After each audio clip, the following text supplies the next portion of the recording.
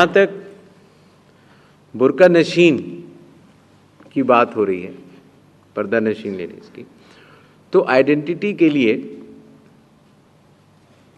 जो हमारी